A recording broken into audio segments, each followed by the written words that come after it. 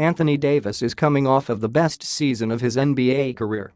In carrying the New Orleans Pelicans into the playoffs in a loaded Western Conference with averages of 28.1 points, 11.1 rebounds and 2.6 blocks per game, the five-time All-Star was recognized as a finalist in Most Valuable Player and Defensive Player of the Year voting. That sets Davis up well to do a number of things in 2018-19, one being leading the league in scoring. Davis came close last season.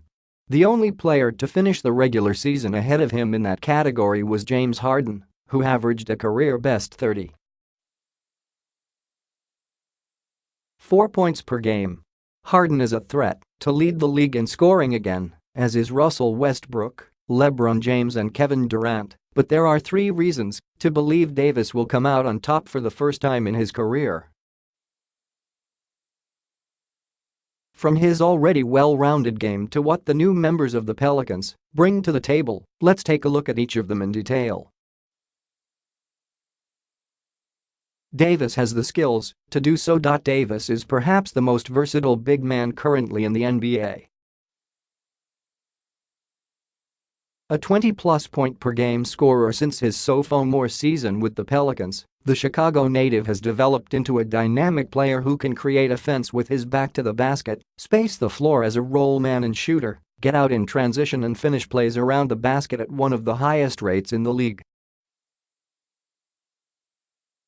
Further separating himself from other players at his position is Davis generates an almost identical amount of offense in each of those areas.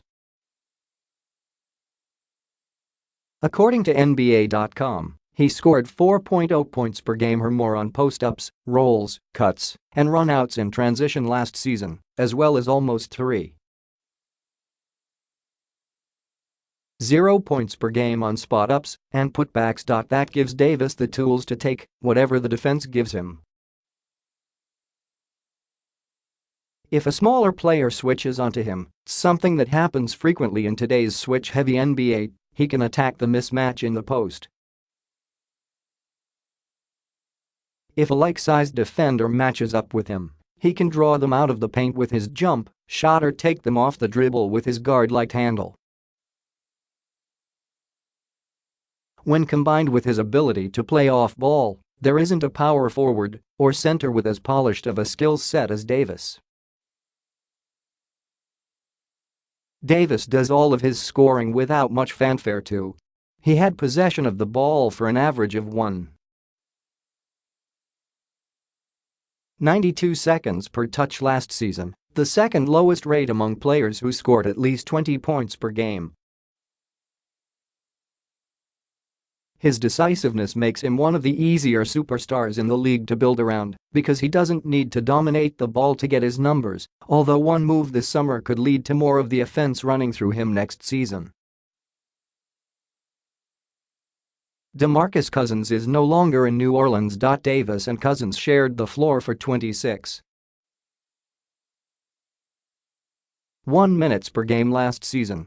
In those minutes, Cousins was involved in far more plays than Davis, posting a usage rate of 29.0% when they were on the court together compared to 25.2% for his All-Star teammate. Then Cousins went down with a season-ending injury and Davis put the Pelicans on his back to keep their postseason dreams alive. Not only did he have the third highest usage rating in the league from January 27 onwards, Davis led the way in points per game, field goals made per game and field goal attempts per game. He also finished fourth in free throws made and attempted per game during that stretch. Davis was just as much of a force in the playoffs. He averaged 33.0 points per game in the first round against the Portland Trail Blazers and 27.8 points per game in the second round against the Golden State Warriors. The only player to finish the postseason with a higher scoring average was LeBron James. It'll be much harder for Davis to sustain those types of numbers for an entire regular season, but letting Cousins walk in free agency gives the Pelicans an opportunity to put a team around him that can maximize his strengths. A lot of their success in the playoffs came from them doing just that, as their most used lineup featured Davis at center with Rajon Rondo, Jrue Holiday, Etuan Moore and Nikola Mirotic surrounding him. With Rondo and Holiday being strong playmakers and Moore and Mirotic being knockdown three-point shooters, it opened up the paint for Davis to shine as a roll man and cutter. Boogie's departure paves the way for Davis to spend more time at center next season, where he was at his best last season. It helps that the Pelicans made signings this offseason that should help, not hinder, him in that role. The new additions should complement Davis. In place of Rondo next season will be Elfrid Payton, a 24-year-old who brings a similar pass-first approach as the Pelicans' starting point guard last season. In place of Cousins will be Julius Randle, a bully ball power forward who has proven he create offense for himself and others. The Pelicans signed Payton and Randle in the hope that they can help the team build on its success in the second half of 2017-18, particularly in the open court, where Payton and Randle thrive. Both players are capable of grabbing and going, which will enable Davis and others to focus on running the floor following missed shots and turnovers. Randle was the better scorer of the two in transition last season, but many of Payton's assists came from him pushing the pace. In a system that better aligns with his strengths, it shouldn't take long for Payton to develop chemistry with Davis. The Pelicans will need to play at a high tempo when Payton and Randle are on the court at the same time to make up for their weaknesses.